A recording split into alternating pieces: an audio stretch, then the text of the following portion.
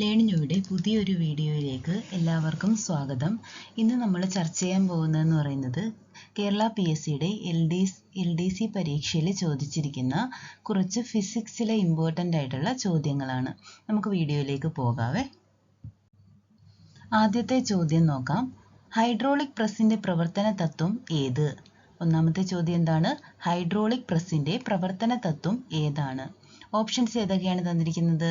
Charles നിയമം, Archimedes നിയമം, Pascal നിയമം, ന്യൂട്ടന്റെ ഒന്നാം ചലന നിയമം. ഏതൊക്കെയാണ് ഓപ്ഷൻസ് തന്നിരിക്കുന്നത്? ചാൾസ് നിയമം, ആർക്കിമിഡീസ് നിയമം, പാസ്കൽ നിയമം, ന്യൂട്ടന്റെ ഒന്നാം ചലന നിയമം. അപ്പൊ നമുക്ക് ഈ 4 ഓപ്ഷന്റെയും നിയമങ്ങളെ കുറിച്ചൊന്ന് നോക്കിയാലോ. അപ്പോൾ ആ നിയമങ്ങളിൽ നിന്ന് നമുക്ക് ഈ ഹൈഡ്രോളിക് പ്രസ്സിന്റെ പ്രവർത്തന തത്വം ഏതാണെന്ന് കറക്റ്റ് ആൻസറിലേക്ക് എത്തുകയും ചെയ്യാം, ഇല്ലേ? അപ്പോൾ ആദ്യമായിട്ട് നമുക്ക് നോക്കാം ചാൾസ് നിയമം എന്താണെന്ന് നോക്കാം. അപ്പോൾ ചാൾസ് നിയമം എന്താണ് പറയുന്നത്? സ്ഥിരമർദ്ദത്തിൽ അറ്റ് എ കോൺസ്റ്റന്റ് പ്രഷർ ഒരു നിശ്ചിത പിണ്ഡം വാതകത്തിന്റെ വ്യാപ്തം കെൽവിൻ സ്കെയിലിലുള്ള ഊഷ്മാവിന് നേരാനുപാതികമാണ്. അതാണ് ചാൾസ് നിയമം പറയുന്നത്. അതായത് at a constant pressure V directly proportional to T ആണ്. Volume directly proportional to temperature ആണ്. അതായത് ടെമ്പറേച്ചർ കൂടുന്നതിനനുസരിച്ച് വോളിയം കൂടുന്നു, ടെമ്പറേച്ചർ കുറയുന്നതിനനുസരിച്ച് വോളിയം കുറയുന്നു, അങ്ങനെ വരുന്നു. അറ്റ് എ കോൺസ്റ്റന്റ് പ്രഷർ ആണ്. അപ്പോൾ അതാണ് ചാൾസ് നിയമം പ്രതിപാദിക്കുന്നത്. നെക്സ്റ്റ് നോക്കാം. നെക്സ്റ്റ് എന്താണ്? ആർക്കിമിഡീസ് പ്രിൻസിപ്പിൾ ആണ്. ആർക്കിമിഡീസ് പ്രിൻസിപ്പിൾ എന്താണ് പറയുന്നത്? ഒരു വസ്തു ഭാഗികമായോ പൂർണ്ണമായോ ഒരു ദ്രവത്തിൽ മുങ്ങിയിരിക്കുമ്പോൾ അതിൽ അനുഭവപ്പെടുന്ന പ്ലവക്ഷമ ബലം ആദേശം ചെയ്യുന്ന ദ്രവത്തിന്റെ ഭാരത്തിന് തുല്യമായിരിക്കും എന്ന് പ്രസ്താവിക്കുന്ന തത്വമാണ് എന്തെന്ന് പറയുന്നത്? ആർക്കിമിഡീസ് പ്രിൻസിപ്പിൾ എന്ന് പറയുന്നത്, അല്ലേ? അപ്പോൾ ആർക്കിമിഡീസ് പ്രിൻസിപ്പിൾ എന്താണ് പറയുന്നത്? ഒരു വസ്തു ഭാഗികമായോ പൂർണ്ണമായോ ഒരു ദ്രവത്തിൽ മുങ്ങിയിരിക്കുമ്പോൾ അതിൽ അനുഭവപ്പെടുന്ന പ്ലവക്ഷമ ബലം ആദേശം ചെയ്യുന്ന ദ്രവത്തിന്റെ ഭാരത്തിന് തുല്യമായിരിക്കും എന്ന് പ്രസ്താവിക്കുന്ന തത്വമാണ് ആർക്കിമിഡീസ് തത്വം എന്ന് പറയുന്നത്. അപ്പോൾ അത് ആണോ? നോക്കാം നമുക്ക്. അടുത്ത നെക്സ്റ്റ് എന്താണ്? പാസ്കൽ നിയമം. പാസ്കൽ നിയമം എന്താണ് പറയുന്നത്? പാസ്കൽ നിയമം പറയുന്നതെന്ന് പറഞ്ഞാൽ ഒരു അടച്ചു വെച്ച ദ്രാവകത്തിൽ പുറത്തു നിന്നും ഏതെങ്കിലും പോയിന്റിൽ ഒരു മർദ്ദം പ്രയോഗിച്ചാൽ അത് എല്ലാ പോയിന്റിലേക്കും എല്ലാ ദിശയിലേക്കും തുല്യമായി വ്യാപിക്കും. അതാണ് പറയുന്നത്. എന്താണ് പാസ്കൽ നിയമം എന്താണ് പറയുന്നത്? ഒരു അടച്ചു വെച്ച ദ്രാവകത്തിൽ പുറത്തു നിന്നും ഏതെങ്കിലും പോയിന്റിൽ ഒരു മർദ്ദം പ്രയോഗിച്ചാൽ അത് എല്ലാ പോയിന്റിലേക്കും എല്ലാ ദിശയിലേക്കും തുല്യമായി വ്യാപിക്കും.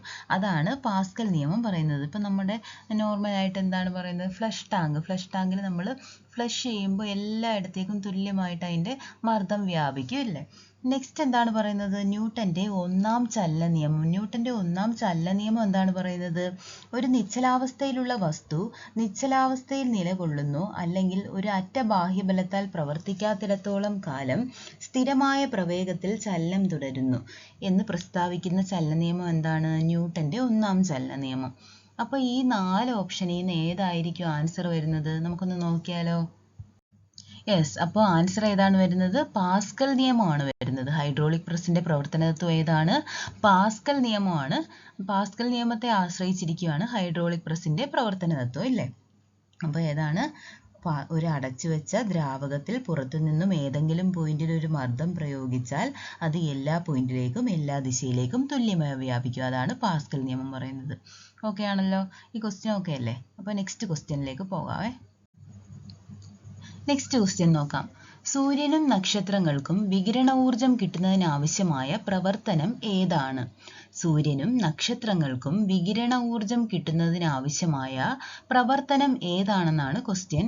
ഒന്ന് നോക്കാം. ഫോട്ടോ ഇലക്ട്രിക് പ്രവർത്തനം, ഫ്യൂഷൻ പ്രവർത്തനം, ഫിഷൻ പ്രവർത്തനം, ഡോപ്ലർ എഫക്റ്റ്. ഏതൊക്കെയാണ് ഓപ്ഷൻ തന്നിരിക്കുന്നത്? ഫോട്ടോ ഇലക്ട്രിക് പ്രവർത്തനം, ഫ്യൂഷൻ പ്രവർത്തനം, ഫിഷൻ പ്രവർത്തനം, ഡോപ്ലർ എഫക്റ്റ് എന്നിവയാണ് ഓപ്ഷനിൽ തന്നിരിക്കുന്നത്, ഇല്ലേ? അപ്പോൾ നമ്മൾ പിന്നെ ഈ സൂര്യനും നക്ഷത്രങ്ങൾക്കും ഒക്കെ വികിരണ ഊർജം കിട്ടുന്നതിന് നമ്മൾ ക്ലാസ്സിലേ പഠിച്ചിട്ടുണ്ട്. എന്തുകൊണ്ടാണ് ഈ സൂര്യനും നക്ഷത്രങ്ങൾക്കും ഒക്കെ വികിരണ ഊർജം കിട്ടുന്നത്? ഏത് പ്രവർത്തനം കൊണ്ടാണ്? ഫിഷനും ഫ്യൂഷനും ഒക്കെ നമ്മൾ പഠിച്ചിട്ടുണ്ട്. അപ്പം ഫോട്ടോ ഇലക്ട്രിക് പ്രവർത്തനമാണോ? അല്ല. ഇല്ലേ, ഫോട്ടോ ഇലക്ട്രിക് പ്രവർത്തനം അല്ല, അത് അതുമായിട്ട് റിലേറ്റഡ് അല്ല. ഡോപ്ലർ എഫക്റ്റ് ആണോ? അതും അതുമായിട്ട് റിലേറ്റഡ് അല്ല, ഇല്ലേ. അപ്പം ഫ്യൂഷനിലും ഫിഷനിലുമാണ് ഏതാണെന്ന് ഡൗട്ട് അടിക്കുന്നത്. അപ്പം നമുക്ക് ഏതാണ്? ഫ്യൂഷൻ എന്ന് പറഞ്ഞാൽ എന്താണ്? അണു സംയോജനമാണ്. അതേസമയം ഫിഷൻ എന്ന് പറഞ്ഞാൽ എന്താണ്? ഒരു അണുവിനെ കുഞ്ഞു കുഞ്ഞു കണികകളായിട്ട് വേർതിരിക്കുന്ന പ്രവർത്തനമാണ്. അപ്പം ഫ്യൂഷനാണോ ഫിഷനാണോ സൂര്യനകത്തുണ്ടാവുന്നത്? യെസ്, നമുക്കൊന്ന് നോക്കിയാലോ, ആൻസർ ഏതാണെന്ന് നോക്കിയാലോ. യെസ്, അതിൻ്റെ ആൻസർ ഏതാണ്? ഫ്യൂഷൻ പ്രവർത്തനം. അണുസംയോജനം മൂലമാണ് ഊർജം താപരൂപത്തിലാണ് പുറന്തള്ളപ്പെടുന്നത്. ഏതിലൊക്കെ? സൂര്യനിലും നക്ഷത്രങ്ങളിലുമൊക്കെ. പക്ഷേ ഫിഷൻ എന്താണ്? യുറേനിയം പോലുള്ള ഭാരമേറിയ ആറ്റം വലിപ്പം കുറഞ്ഞ ഒന്നോ രണ്ടോ അതിൽ കൂടുതലോ ആറ്റങ്ങളായി വിഘടിച്ച് ഊർജം പുറത്തുവിടുക. അതാണ് ഫിഷൻ എന്ന് പറയുന്നത്. പക്ഷേ എന്നാൽ ഫ്യൂഷനിൽ എങ്ങനെയാണ്? നേരെ തിരിച്ചുള്ള പ്രവർത്തനമാണ്. വലിപ്പം കുറഞ്ഞ രണ്ട് ആറ്റങ്ങൾ സംയോജിച്ച് ഒരു വലിയ ആറ്റം രൂപീകരിക്കപ്പെടുകയും വലിയ തോതിൽ ഊർജപ്രവാഹം നടക്കുകയും ചെയ്യും. അതാണ് ഫ്യൂഷൻ എന്ന് പറയുന്നത്. അപ്പം സൂര്യനിലും നക്ഷത്രങ്ങളിലും നടക്കുന്ന വികിരണ ഊർജം ഉണ്ടാക്കുന്ന പ്രവർത്തനം ഏതാണ്? ഫ്യൂഷനാണ്. ന്യൂക്ലിയർ ഫ്യൂഷനാണ്. മറക്കരുത്, ഇമ്പോർട്ടൻ്റ് ആണ്. പ്രീവിയസ് ഇയർ ക്വസ്റ്റ്യൻ ആണ്, മറക്കരുത്. ഓക്കെ, നെക്സ്റ്റ് ക്വസ്റ്റ്യൻ നോക്കാം. ബലത്തിന്റെ യൂണിറ്റ് ഏതാണ്? ബലത്തിന്റെ യൂണിറ്റ് ഏതാണെന്നാണ് ക്വസ്റ്റ്യൻ. ഓപ്ഷൻസ് നോക്കാം. Joule, watt, newton, ampere. ഏതൊക്കെയാണ് options? Joule, watt, newton, ampere. നമുക്ക് നോക്കാം. ജൂൾ എന്താണ്? ജൂൾ എന്തിൻ്റെയാണ്? ജൂൾ എന്ന് പറയുന്നത് വർക്ക് അല്ലെങ്കിൽ എനർജിയുടെയാണ് ജൂൾ എന്ന് പറയുന്നത്, അല്ലേ. വർക്ക് അല്ലെങ്കിൽ എനർജിയുടെയാണ് എന്തെന്ന് പറയുന്നത്? ജൂൾ എന്ന് പറയുന്നത്. ഓപ്ഷൻസ് അത് നമുക്കറിയാം. വാട്ട് എന്തിൻ്റെയാണ്? അതും നമുക്കറിയാം. പവറിൻ്റെയാണ് വാട്ട് എന്ന് പറയുന്നത്, അല്ലേ. പവറിൻ്റെയാണ് വാട്ട് എന്ന് പറയുന്നത്. നെക്സ്റ്റ്, ആംപിയർ എന്തിൻ്റെയാണ്? കറണ്ടിൻ്റെയാണ് ആംപിയർ എന്ന് പറയുന്നത്. ആംപിയർ എന്തിൻ്റെ യൂണിറ്റ് ആണ്? കറണ്ടിൻ്റെ യൂണിറ്റ് ആണ് ആംപിയർ എന്ന് പറയുന്നത്, മറക്കരുത്. ജൂൾ എന്ന് പറഞ്ഞാൽ എനർജി അല്ലെങ്കിൽ വർക്കിൻ്റെ യൂണിറ്റ് ആണ്. വാട്ട് എന്ന് പറഞ്ഞാൽ പവറിൻ്റെ യൂണിറ്റ് ആണ്. ആംപിയർ എന്ന് പറഞ്ഞാൽ കറണ്ടിൻ്റെ യൂണിറ്റ് ആണ്. അപ്പം പിന്നെ ബാക്കി എക്സെപ്ഷൻ വരുന്ന ഏതാണ്? ന്യൂട്ടൺ. ബലത്തിൻ്റെ യൂണിറ്റ് അപ്പോൾ ഏതായിരിക്കും? ന്യൂട്ടൺ ആണെന്ന് നമുക്ക് നോക്കിയാലോ, ആൻസർ ഒന്ന് നോക്കിയാലോ ഏതാണെന്ന്. യെസ്, അപ്പോൾ ആൻസർ ഏതാണ് വരുന്നത്? ബലത്തിൻ്റെ യൂണിറ്റ് ഏതാണ്? ന്യൂട്ടൺ ആണ് വരുന്നത്, അല്ലേ. അപ്പോൾ നെക്സ്റ്റ് ക്വസ്റ്റ്യനിലേക്ക് പോവാം. നെക്സ്റ്റ് ക്വസ്റ്റ്യൻ നോക്കാം. ഭൂമിയുടെ ഏറ്റവും അടുത്ത് സ്ഥിതി ചെയ്യുന്ന നക്ഷത്രം ഏതാണ്? ഭൂമിയുടെ ഏറ്റവും അടുത്ത് സ്ഥിതി ചെയ്യുന്ന നക്ഷത്രം ഏതാണെന്നാണ് ക്വസ്റ്റ്യൻ. ഓപ്ഷൻസ് നോക്കാം.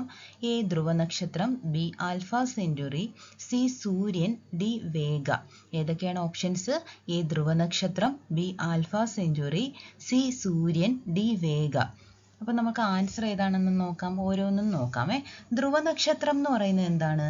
ധ്രുവ നക്ഷത്രം എന്ന് പറയുന്നത് ഭൂമിയുടെ അച്ചുതണ്ടിന്റെ ഏകദേശ ദിശയിൽ സ്ഥിതി ചെയ്യുന്ന ഒരു നക്ഷത്രമാണ് ധ്രുവ നക്ഷത്രം. ഇതെന്ന് പറയുന്നത് സ്ഥിരമായിട്ട് ഒരേ ദിശയിൽ തന്നെയാണ് കാണപ്പെടുന്നത്. ഒരേ സ്ഥാനത്ത് തന്നെ കാണപ്പെടുന്നതിനാൽ ഇവ ദിക്കുകൾ കണ്ടെത്താൻ സഹായിക്കുന്ന ഒരു നക്ഷത്രമാണ്. അപ്പം നെക്സ്റ്റ് നോക്കാം. ആൽഫ സെന്റുറി എന്ന് പറയുന്നത് എന്താണ്?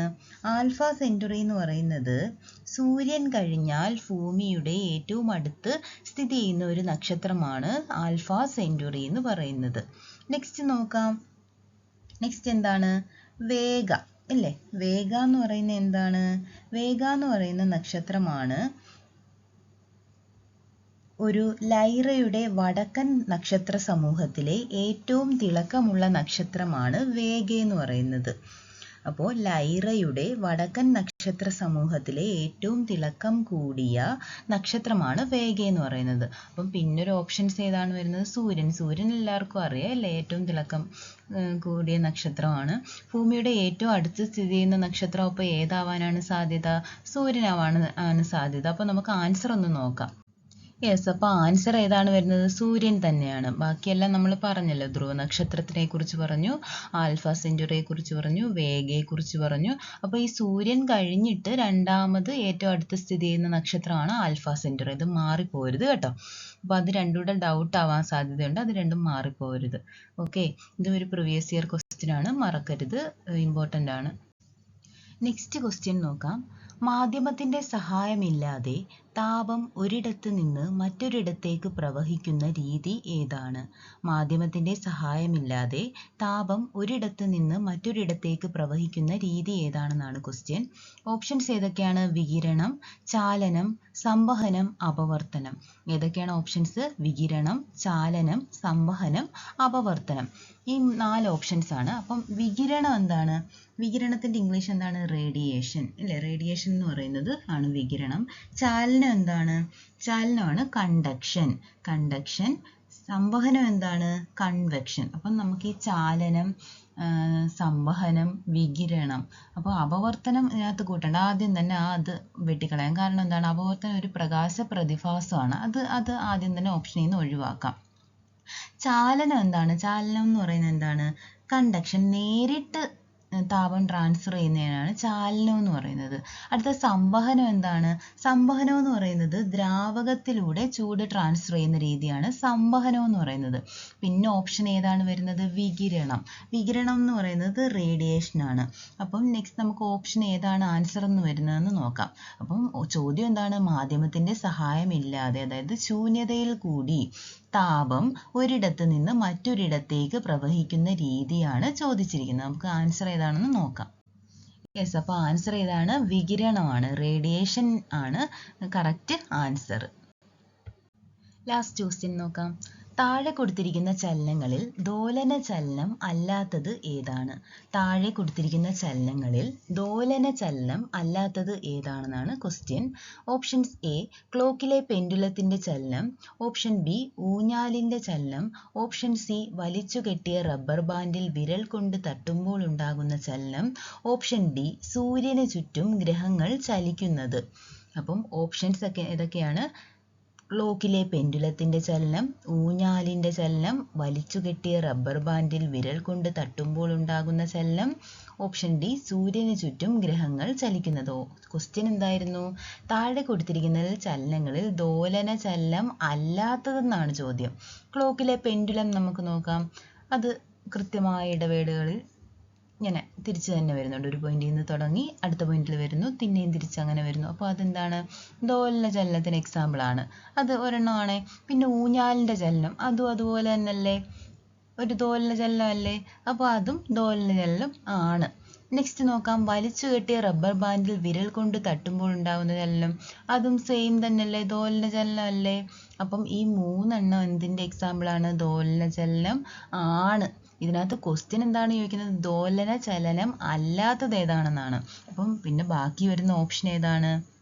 നമുക്ക് നോക്കാം ആൻസർ ഏതാണ്. യെസ്, അപ്പോൾ ആൻസർ വരുന്ന ഏതാണ്? സൂര്യന് ചുറ്റും ഗ്രഹങ്ങൾ ചലിക്കുന്നതാണ് ദോലന ചലനം അല്ലാത്തതിന് ഉദാഹരണമായിട്ട് വരുന്നത്. ഈ ക്വസ്റ്റ്യൻസ് നിങ്ങൾക്ക് വളരെയധികം ഉപകാരപ്പെടുമെന്ന് വിചാരിക്കുന്നു. ഇതൊരു ക്വസ്റ്റ്യൻ പേപ്പറിൽ വന്ന ക്വസ്റ്റ്യൻസ് ആണ്. അപ്പോൾ ഇതിനകത്ത് തന്നെ കുറേ റിലേറ്റഡ് ഫാക്ട്സ് ഒക്കെ പറയാനുണ്ടായിരുന്നു. അതൊക്കെ നിങ്ങൾ നോട്ട് ചെയ്ത് വെക്കുക. നമുക്ക് കുറച്ചായിട്ട് പഠിച്ചു പോകാം. അതാണ് നിങ്ങൾക്ക് ഈസി ആയിട്ടിരിക്കുന്നത്. അതാണ് കുറേ ആയിട്ട് തരുന്നതിനെക്കാട്ടി കുറച്ച് പഠിക്കുന്നതാണ് ഏറ്റവും നല്ലത്. അപ്പോൾ നമുക്കിനി ഒരു വീഡിയോയിലൂടെ വീണ്ടും കാണാം. അതുവരെ താങ്ക്സ്. ഓക്കെ.